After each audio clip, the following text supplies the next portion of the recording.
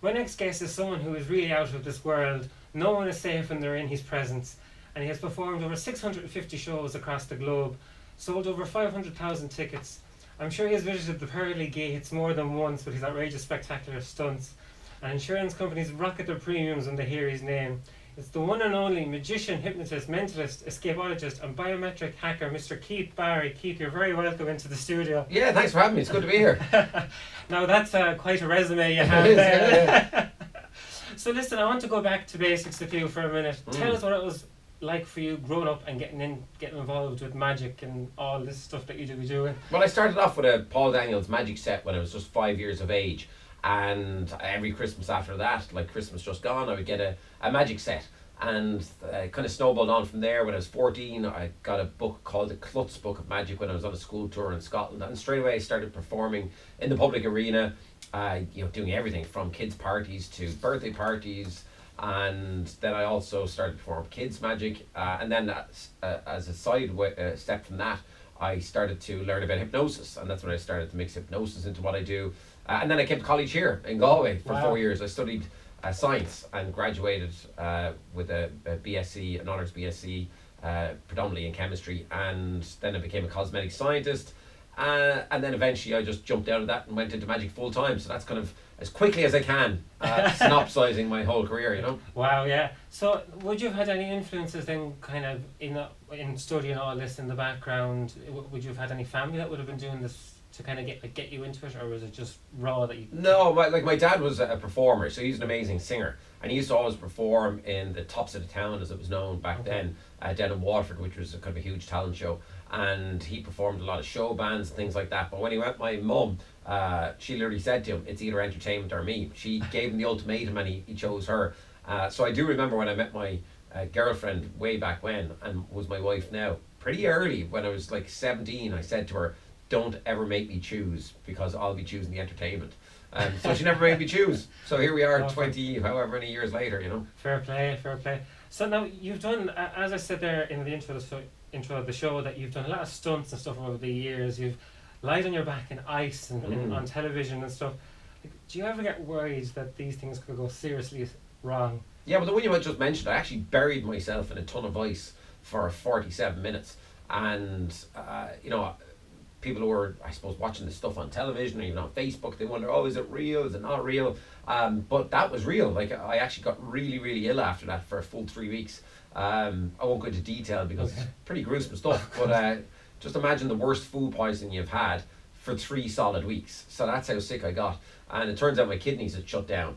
But they slowly recuperated over the 3 weeks, so ultimately I actually ended up fine. But yeah, look, you always end up with these injuries. Right now I'm suffering with detached muscles off my left rib cage, and I've had that for about a year. And I keep going to the sports surgery clinic in Santry in Dublin to try and help me with that, because it's a really awkward kind of injury. So yeah, I'm covered in injuries and all that kind of stuff, but it's par for the course with what you do. As not just a mentalist, a hypnotist, I'm also an escapologist. There is that physicality to it, and you always get injured, And how would you prepare for all over these live shows between TV and on stage? What's involved to get all this going? Insofar as the research and production and all. Well, it's huge, I suppose. With the television, there's obviously there's a director, there's a producer, so there's a huge amount of personnel involved in what you see as the end product on TV. And then, I'm starting to work on series 2 now of the Keith Barry Experience for RTE, and I've got to start developing the material for that while I'm on tour. And that involves me just brainstorming with a couple of magicians, Jose, who's holding the camera over there, and we sit down, I bounce ideas off of them. So that's kind of that part of it. And then with my tour, which I'm currently on tour now, I know you're going to mention it in a moment, tonight and tomorrow I'm in the Black Box in Galway, which is sold out, but there are some single tickets available. So if people want to come on their own, there will be people there on their own. You can still grab a few tickets. You can check out keithbarry.com or ticketmaster.ie, and there's a whole host of other dates as well. But ultimately, with that, I nearly always develop that on my own. So I love researching my live shows. So my current live show is called Insanity, and I researched people from history who were either deemed insane or genius, because there is that blurred line between insanity and genius. So in this current show, there's inspirations from Salvador Dali, from Van Gogh, Kim Peek, who was otherwise known as the Rain Man.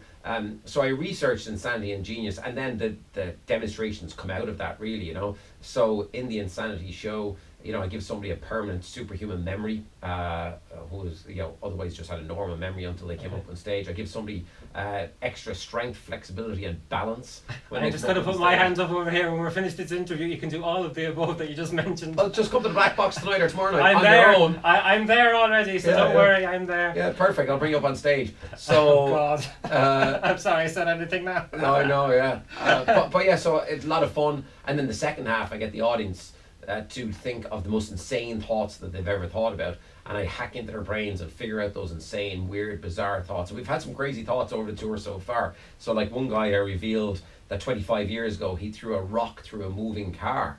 Now luckily nobody was injured, but then he hid in a horse box afterwards. So that was his insane thought. Somebody else, a lady, she had trouble with an ex-boyfriend, so she broke into his house and destroyed his bedroom. So these are the kind of insane thoughts that are being revealed nightly. Now I know people are listening, they're probably thinking, well, that sounds great, but I'm definitely not going to go in case I might reveal their innermost thoughts. But the important point to note is, on the way into the Black Box tonight and all the other venues that I'm at, we leave 500 meters of tinfoil at the front door. And some people think this is a joke. There's not a joke. If you make a tinfoil hat and wear a tinfoil hat throughout the show, that means you've opted out. You can kick back, relax, and enjoy the performance for what it is. So, for example, you're a good self, you can do that yourself. You can just kick back, relax, and enjoy the show without any fear of landing on the stage. So, yeah, just make your tinfoil hats. In the Glen Royal last week, with about 150 people wearing tinfoil hats all through the show.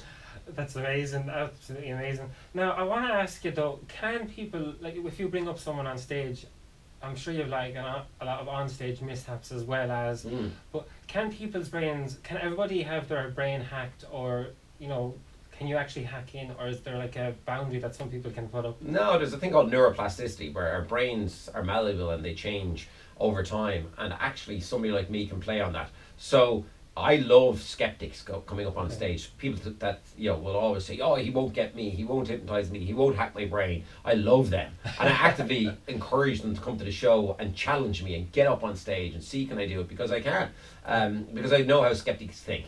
And skeptics think very linearly. They all think the same way, and I use that against them in the context of a live show. So I believe everybody can have their brain hacked and everybody can be hypnotized once I know how they think. So I have to quickly formulate, figure out how somebody thinks, and then I can use that against them, which is great. So like, for example, you're a good self. I can get a baseline on you really quickly. Here, so let's do this. Look, watch. Okay, go on. So here's how we'll get your baseline. I've got a dice here, a dice. Some people call them, take the dice. Okay. Okay, roll it a couple of times so that people know different numbers come up. So throw it on the table. Yeah. Okay, what number is that? 5. Okay, roll it again. Just make sure 5 doesn't continuously come up. Okay. Go again. 6. 6. So different numbers coming up. So this time you're going to roll it again. Okay. Okay. But you're not going to show the camera or me, and you're not going to tell anybody what number it lands on. So I'll close my eyes, roll it, and then remember what number it lands on. Then just cover it with your hand so it stays on that number. Okay. Okay. Okay. Cover it up. Right. Okay. It's covered. Yeah. Okay. Do you know what number it is? I do. Yes. Okay. That's important, because I'm going to look at you in a moment. Okay. And I'm going to ask you, is it a 1, is it a 2, is it a 3, is it a 4, is it a 5, is it a 6? Say no. Put it down on the table, so make sure you keep it on the same number. Put it on the table. Okay, yeah. Okay. Is it on the table? Hang on now, I'm after losing the number. Yeah, that's okay. Yeah. Put it on the table, that number facing up. Yeah. Okay, look at me. I'm going to ask you, is it a, no, cover it. Okay. Okay, I can see it now. It's a 5. No. So roll it on the table, and then put your hand over it so nobody knows what number is facing up. Okay, I'll close my eyes. Okay, there's a new number and it's facing up on the table, right? Okay, look at me. Okay.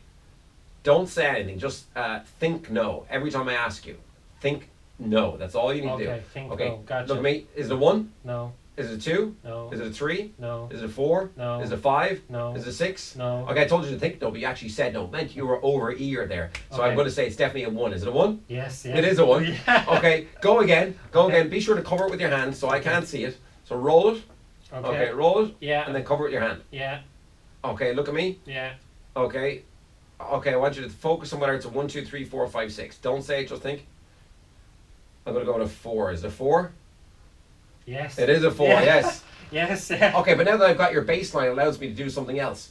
You see, by rolling a die or a dice, that creates randomness, right? Okay. But let's go with something even more random. Your PIN number for your bank card. Okay. Now, how many people know your PIN number for your bank card? Well, hopefully no one, just me. No one, just you, right? Yeah. Okay, so look at me. Okay. Try not to think of your PIN number. By trying not to think of it, that'll actually make it more difficult for me. So, okay. but when you try not to think of something, it's very difficult. So, for example, if I tell all of your listeners right now to try not to think of a giant pink elephant, Okay. immediately you think of a giant pink elephant. Yeah. So I want you to look at me. Try not to think of the first digit in your PIN number. Try not to. Okay. Don't say anything. Just look at me. Okay. Okay. 1 2 3 4 5 6 7 8 9 0 0 9 8 7 6 5 4 3 2 1. The first digit of your PIN number is a 4. Is that correct? Yes. Yes. Okay. Focus on the second digit in your PIN number. Don't say it. Just think it. Okay. Try not to think of the second one. Really try not to think. Really trying to raise it. And when you do that, you see technically people jump to the third digit, and that's what you did in your mind, didn't you? Yes. You started to think of the third digit. Okay. 1 2 3 4. Third digit is a 1. Is that correct? Yeah. Yes. Okay. This is insane. Okay. Look at me. Focus on your PIN number. Don't say it. Just think Yeah. it. Okay. I'm gonna say you'll have to change it. But is your PIN number? Be honest. 4217. Yes. Yes. Change your PIN number after the show. You're not normal, Keith. I'm telling you that now. People should be very afraid. Anyway, back to the interview for us, if we can, and if possible. Can't believe you just did that. I know. Oh, anyone be warned. Be warned. Wear the tinfoil hats. He'll be at the show tonight. So if you want to mug him, tonight's the night. It'll be well changed, hopefully. So, have you had any onstage mishaps over the years where things have went completely wrong and you've had to just like quickly turn things around? Yeah, like well, in the Olympia a couple of years ago, I used to do a 100-foot rope escape. Which basically was a challenge between me and 2 audience members where they would come up, they would tie me to a chair with a 100-foot of rope any way they wanted, and then they would wrap my head with cling film so I couldn't see or breathe. And this particular night, I fell over, I winded myself, inhaled a load of cling film and passed out on the stage. And that was the end of the show right there. The curtains came down, the audience thought it was part of the show, but it wasn't part of the show. And then I got carted off to hospital. But like ultimately, sometimes these escapes can and will go wrong. That's why if you're doing an escape, you always put it at the end of the show. So everybody's they've had their 2 hours value of money to that point. So there's actually grainy footage of that up on YouTube. You can actually find that on YouTube, that happening. So that was one moment. And the worst though for me is when you travel as much as I do, at least I'm going to say once a year you get food poisoning, right? Okay. It's part of the course of being an entertainer. But then because you eat out just so much, right? But one night I did have food poisoning before I went on stage in Killarney. So I kept running off the stage and getting sick on the stage and behind chairs. And people thought it was part of the show. But the thing is, for me, the show always must go on. Yeah, so I had really, really bad food poisoning, and then I collapsed in the dressing room afterwards, and I had to get an emergency doctor out and all that kind of stuff. So that's even worse for me than an escape going wrong, because you just have to battle on through. Yeah. Wow. That's fair play to you for keep on going and keeping with it. Yeah, you gotta do it. Do you find it hard with all the stuff that you do? And I have to talk about the clip that was on TV on your Keeper experience. You were hanging, what was it, 100 feet? About 150 foot, yeah. Up in the air, and you kind of passed out for a second. Yeah. Like, when people see this, and when you ring up health insurance companies, do they run away from you? Yeah, I mean, look, it's an extra risk loaded onto your insurance. So, obviously with health insurance, I have an insurance policy, so that if I pass away in the course of duty, my wife gets a fancy payout. Yeah. But the premium's quite high on that. So, but look, for me, it's all about getting the training right, making sure that I'm in good physical condition. So like everybody now, after having a great Christmas, I got to tighten in the screws, and on Monday get back to the gym and stuff like that, get my rib cage healed up for the second set of the Keith Barry experience, so I can do these stunts again, Yeah, and do you get nervous on any of these stuff then? Surely there's a part of you in the back of your head going, why am I doing this? Yeah, I mean, look, I always get nervous, because if you don't get nervous, it means A, you don't care, and then B, if you don't get nervous, that's when you're liable to make a mistake. A healthy level of nerves, I think, brings on a good performance. So, by being a bit nervous, you're extra cautious. Like if I'm doing an underwater escape, I double check, triple check everything. Yeah. And then you need to learn how to just turn those, I suppose, nervous thoughts into positive energy for a show. So even before a show such as tonight, tomorrow night in the Black Box, I'll get nervous before I go on the stage. But then the moment I get on the stage, the nerves tend to leave me, and then I just get into the performance. Adrenaline kind of kicks in. Exactly, and gets going. So after all these shows, like, what's your downtime like? Because I know you're probably so chaotic starting off things. What do you actually like to do when you're not on stage? trying to escape from cages? Well, that's a good question actually, because there's two things I love doing. One of which I'm going to do this weekend when I'm up here in Galway. So I'm hoping to jump into the car. When I say I'm hoping to, I'm definitely going to do it, but it's just where I go. So I'm hoping to go into the car tomorrow down to Coral Strand and go for a swim in the sea. So I love swimming in the sea all year round, no wetsuit, just get in there. I think it kicks in the energy, kicks in the adrenaline. I love that. So it's just whether or not I do that in Strand Hill or actually get to Coral Strand tomorrow. And then the other thing is fishing. So I love fishing. So, Cool. you know, you could find me standing in the middle of the Corrib River here fishing for salmon at any time of year. I come up here fishing quite a bit. I fish all year round. Right now it's winter cod season, so I'm down in Waterford fishing quite a bit. So kind of, yeah, fishing is my getaway. And then my third thing, I suppose, would be I just got a log cabin put into my back garden, and that's really a library for me in a creative space. So I love reading. So they're the three things: fishing, swimming, and reading. They're the three getaways for me. And what would be your favourite stunt of them all that you've done? I suppose what still sticks out is I was certainly the first to drive a car at speed blindfolded whilst hijacking a celebrity. So I initially did it with Catherine Thomas on Close Encounters with Keith Barry, which is going back a good while now. That's 2003 on RTE. And then I did it again in 2006 with Nicole Scherzinger from the Pussycat Dolls. Right, okay. And they stand out as being kind of really amazing moments in my life, just hijacking celebrities and driving them at 70 miles an hour whilst completely blindfolded down. Certainly in Nicole Scherzinger's case, it was down a canyon road. So if I got it wrong, we were going off a canyon together, you know, to our deaths. So, and Nicole's become a good friend since then. Yeah. So they'd be the two moments that definitely stand out. You can catch those out on my YouTube channel actually. So if you want to check out YouTube or Instagram, I'm Keith Barry Official on Instagram. I've got a lot of clips up there.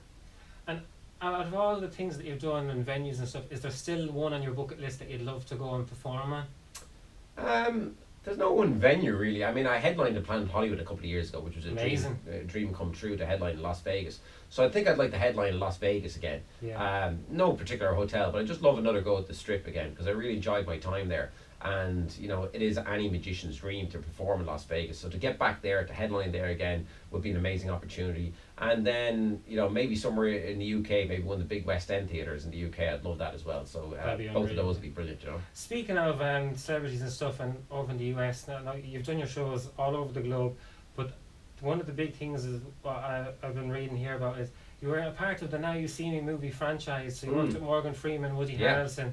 That's absolutely amazing. So can you give us an insight of what your input was for the movies?